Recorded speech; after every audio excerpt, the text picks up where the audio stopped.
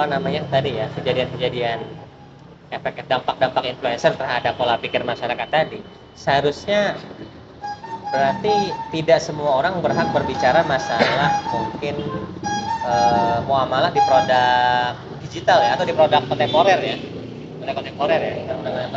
terutama dalam masalah hukum atau fikihnya mungkin ya, karena banyak hal yang harus jadi PR tuh sebagai dai atau influencer ya, yang harus dipahami sebelum dia memberikan fatwa seperti itu, baik dari sisi transaksi ekonominya, product knowledge-nya, kemudian dari regulasinya, banyak sekali variabel atau aspek-aspek yang harus dipahami, dan ini tidak mungkin apa namanya dipelajari dalam sesaat, apalagi untuk menjawab pertanyaan jamaah nih ketika di mimbar. Kira-kira mungkin nggak dia seorang fasilitator ya atau influencer memberikan hukum produk dalam hitungan menit tanpa melakukan riset?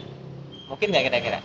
Jadi sebenarnya begini ya, salah satu problem yang terjadi saat ini itu adalah kadang ustadznya itu tidak paham mau, jadi kan kalau saya ya melihat yang terbaik ketika menanyakan masalah Muhammad itu kan bentuknya interaktif. Interaktif. Jadi dia cerita dulu, sering ngomong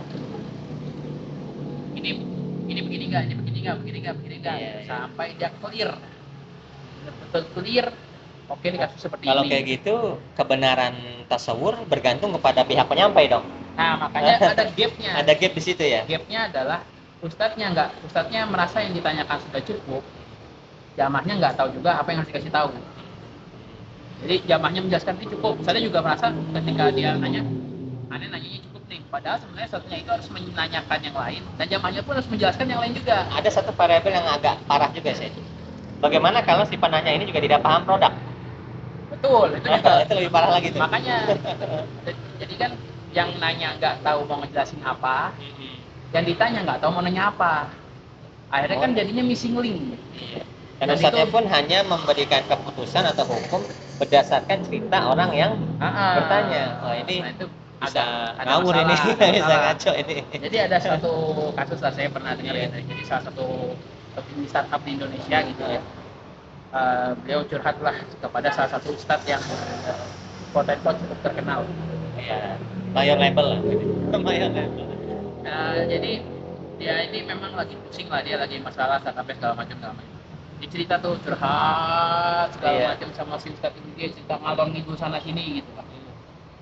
Ketika udah selesai dia curhat nih, ini ibaratnya mengeluarkan bahasanya ya, mengeluarkan isi hati dia lagi pusing nih, perusahaannya lagi begini gitu kan. Terus udah cerita segala macam kanan kiri sana sini gitu, terusnya di akhir bertanya gini, Tech Winter itu apa ya? Jadi dari awal diceritakan pun nggak ngerti, linknya tuh nggak ada gitu, nggak connect dia. Nah akhirnya jamaah ini sedikit kecewa lah, dan akhirnya nggak menanyakan problematikanya ke ustadz itu lagi. Berarti kan di sini ada gap yang harusnya diisi.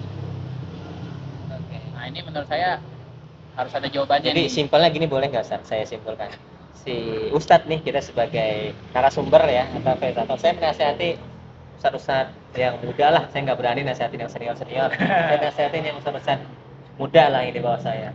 Jadi kalau mau ngasih fatwa kepada jamaah, terutama masalah-masalah produk-produk teknologi, produk-produk digital, ya dipastikan dulu ustadznya memahami teknologi tersebut, supaya apa-apa tasawur yang dijelaskan oleh para praktisi, ya dia memahami cara mainnya atau aturan mainnya, sehingga dia bisa mengkoneksikannya ke kaidah fikih, betul atau tidak. Jadi itulah kenapa seorang ustadz, meskipun dia bukan seorang praktisi, minimal dia memiliki riset atau pendidikan atau latar belakang studi riset yang mendalam terhadap sebuah produk tersebut sebelum dia memberikan fatwa. Betul nggak Ustaz seperti itu? Iya, dan ada tambahan mungkin?